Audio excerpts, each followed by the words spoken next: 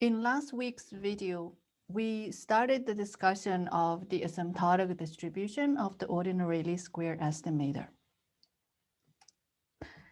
In particular, we showed that under assumptions A1 to A4, square root n times the OLS estimator beta hat minus the true value of the beta parameter converges in distribution to this random variable. And this random variable contains two components. One is this non-random matrix Q0 inverse, and the other is this random vector Z0. So Q0 inverse is the inverse of expected value of x prime. And Z0 is a normal random vector with mean zero and variance covariance matrix sigma. And sigma equals the variance of x times u. Now, the next logical question is, what is the distribution of this random vector? Well, you see this random vector is a non-random matrix times a normal random vector. Logically, this should be the normal distribution. And that indeed is the case because linear functions preserve normality.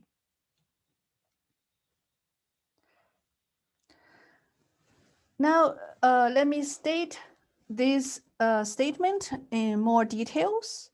Linear functions preserves normality. What does this mean exactly?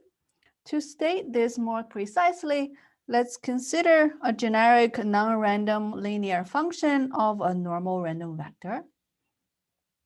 Let the normal random vector be length m, and it follows the normal distribution with expectation mu and variance covariance matrix sigma.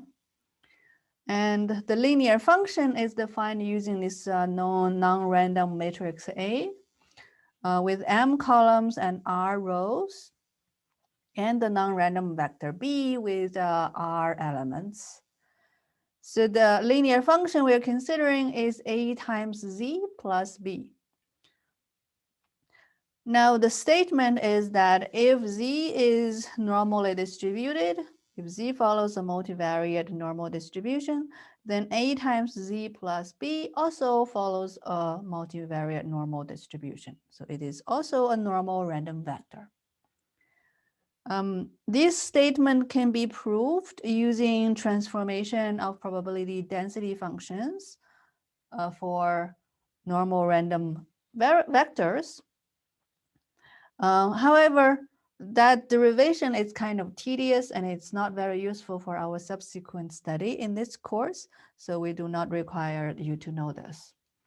We do not require you to know the proof, but you need to remember that non-random linear function of a normal random vector is still normal. That is, if you have a normal random vector, you multiply it by a non-random matrix and add a non-random vector to it, the vector you obtain, the random vector you obtain is, again, a new random vector, a new normal random vector. We wrote down the multivariate normal distribution in one of the previous lectures, and we know the multivariate normal distribution depend on a mean vector and a variance covariance matrix. Once you know that the random vector is normal, once you figure out its mean and its variance covariance, then the whole distribution of the random vector is known. So now that we know this new random vector is normal, we want to next figure out the mean, the population mean or population expectation, and the population variance covariance matrix. So now let's first figure out the mean or the expectation. The expectation of a linear function of a random vector is straightforward to obtain because we know expectation can enter linear functions. So expectation of this linear function of Z equals that linear function of the expectation of z. So that equals a times expectation of z plus b.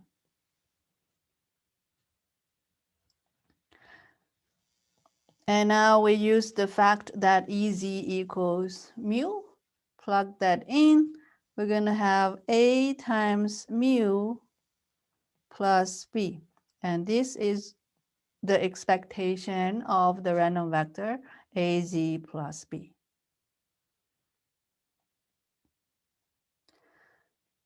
Now we have the expectation. We also want to figure out the variance covariance matrix of this new random vector. The variance covariance matrix of the new random vector is V variance of this random vector. We know from the scalar case that variance of a random vector is not affected by adding a constant to it. And here it's the same thing. When you add a constant vector to this random vector, it doesn't affect the variance covariance matrix. So that equals the variance of A times Z. Now the variance of A times Z, inside this variance covariance operator, there is this non-random coefficient matrix A. The non-random coefficient matrix A is going to come out of the variance twice, on the left and on the right. So this is in fact A times the variance of Z times A transpose.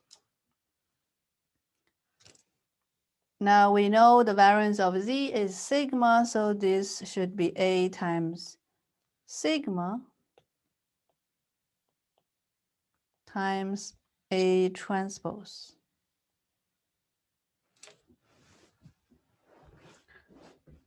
Now you wonder why A comes out of the variance covariance vector this way. We can show that going back to the definition of variance covariance matrix. So the variance covariance matrix of AZ equals expected value of AZ, this R by 1 random vector, minus its expectation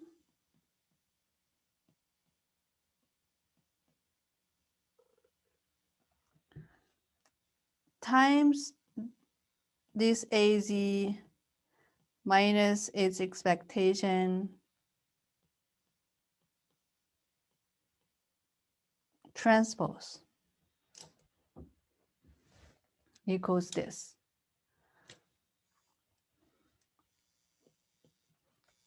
Now for this expectation of AZ, we know expectation can enter the linear function. So this A, this non-random A coefficient can be taken out of the expectation. So that is AZ minus AEZ. Same thing here, that's AZ minus AEZ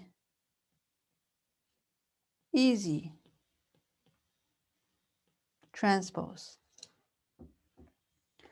Now notice that you got an A here and an A here, so this A can be factored out. So that becomes expected value of A times Z minus EZ times the transpose of this random vector.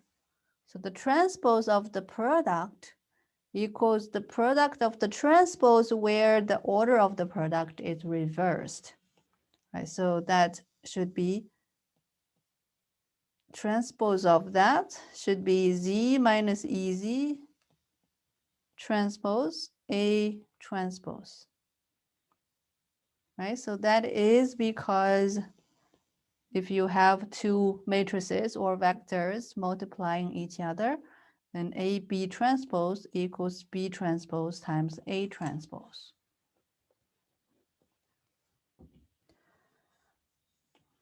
Now this is an expectation. Inside the expectation, you got a non-random matrix times something. This non-random matrix can come out of the expectation. And then this non-random matrix can also come out of the expectation. What's in the left still comes out on the left. What's on the right also comes out on the right. So what we have is A, E, Z minus EZ, Z minus EZ transpose times A transpose. Now, clearly, this expectation is the variance covariance matrix of Z.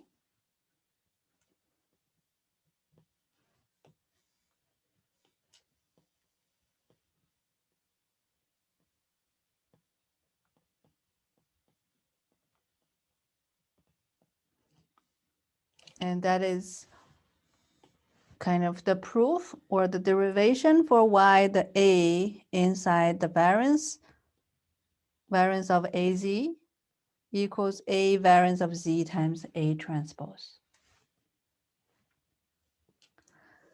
Now, so here on this page, I just went through what I wrote down. Now, to sum it up, we have three pieces of information about this new vector AZ plus B. We know that it's normal because Z is normal. And we know its expectation, and we know its variance. So therefore, AZ plus B follows a normal distribution with expectation A mu plus B and variance covariance matrix A times sigma A transpose. Right. All right, so now let's get back to the ordinary least square estimator. For the ordinary least square estimator, we derived in last video that square root n beta hat minus beta converges in distribution to Q0 inverse times Z0. This clearly is a linear function of Z0, a non-random linear function of Z0 because Q0 is non-random. And Z0 is normal, therefore this is a non-random linear function of a normal random vector, therefore itself should be normal. So this should be normal. And the expectation of it is 0 because the expectation of Z0 is 0. And the variance of it should be Q0 inverse times the variance of Z times the Q0 inverse transpose. And Q0 inverse is the inverse of this matrix. Variance of Z is variance of X times U. Variance of Z0 is variance of X times U. And what about the transpose of Q0 inverse? That should be Q0 inverse itself because Q0 inverse is a symmetric matrix. Q0 inverse is a symmetric matrix is because Q0 is a symmetric matrix. And Q0 is a symmetric matrix is because this outer product is a symmetric matrix. So therefore, we have derived the complete characterization of the asymptotic distribution of root n beta hat minus beta for the OLS estimator beta hat. So that is its distribution. Now, we want to know, now with the distribution in hand, we can do so many things with it. But of course, only after we are able to know what this variance covariance matrix is. The problem is that now we do not know what the asymptotic variance covariance is. We do not know this because this variance covariance matrix contains these two components where the expectation and variance are calculated, are defined using the unknown distribution of x and u. Distribution of x and u are unknown. So this expectation and variance are unknown. That's one reason that this is unknown. The second reason that this is unknown is that this error term u is unobservable.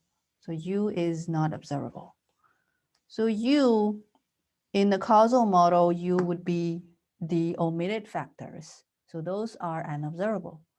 And in conditional mean and projection model, u is defined to be y minus beta prime x. And that is also unobservable because even though x and y are observable, the beta is unknown. So beta parameter is unknown, therefore u is also unknown. So variance and expectation are taken under unknown distribution and u is unobservable. So these are the two reasons that we do not know this asymptotic variance covariance matrix. However, we can estimate these two pieces. In the first part of the course, we learned a very useful technique for coming up with estimators. That's the sample analog principle, which simply says that we can estimate population expectation using sample average. And that gives us an estimator for this expectation immediately. Consistent estimator for this is the sample average of the outer product of x. Okay, so we can use this sample average to estimate this. And this is consistent by law of large number because this sequence over I is IID. So estimating this is easy. Now we also need to estimate this variance. Well, we are also going to try to use the sample analog principle, but let's first write this variance in terms of expectation. The variance of x times u by definition equals expectation of xu minus expectation of xu times transpose of that difference. But remember, by assumption A1, which is the orthogonality condition, this is 0. Therefore, this whole expectation equals, so this will be crossed out because these two expectations are 0. So this whole expectation equals expectation of xu times transpose of xu. So equals this. Now the next thing to notice is that u is in fact a scalar. U is the error term, which is a scalar random variable. If it is a scalar random variable, it doesn't matter whether it's on the left or right. It doesn't matter what that is in the transpose. So these two scalars can come together and becomes u squared. So that can equals, so variance equals this, and the two u's can come together, becomes u squared. So this is expectation of u squared times x transpose. Now, if u were observable, if we could observe u, then we have a sample of u squared x transpose. We can estimate this expectation using the sample average of this quantity. But of course, ui is unobservable. So, but we can estimate ui. We can replace ui by its sample analog, which is the OLS residual, ui hat, which is defined to be yi minus x prime beta hat, which is the OLS estimator for beta. So UI is replaced by the residual. UI is the error term, and UI hat is the residual. We replace the unknown error term by the regression residual, by the OLS residual. Then that will give us an estimator for variance of x times u, which is sample average of residual square times x transpose. This estimator is consistent under our assumptions. The consistency doesn't follow directly from the law of large number. It does not follow from the directly from the law of large number. The reason that it does not is because UI hat is not IID across I. It is not IID across I because it's not independent across I. The reason that it's not independent across I between different individuals is that for all the i's, for different i's, UI hat is composed of yi, xi, which are independent across I, but it also contains beta hat, which is common across I, which is the same random variable across I. And that common factor will create dependence for UI hat across I. And therefore, this is not an IID sequence, and therefore we cannot directly apply the law of large number. Nonetheless, with more tedious arguments, we can show that this is consistent under assumptions A1 to A4. This is consistent for the variance of x times u. We do not need to know the proof for this course. We just need to know that this is consistent. So therefore, by the Slasky's theorem, you replace these two components by their consistent estimators. We can obtain a consistent estimator for this whole variance covariance matrix. Okay, so we call this estimator estimated variance covariance matrix V hat. So V hat is the notation we give for this big variance covariance estimator. Then we can say that square root n times beta hat minus beta is approximately normal with mean zero and variance V hat.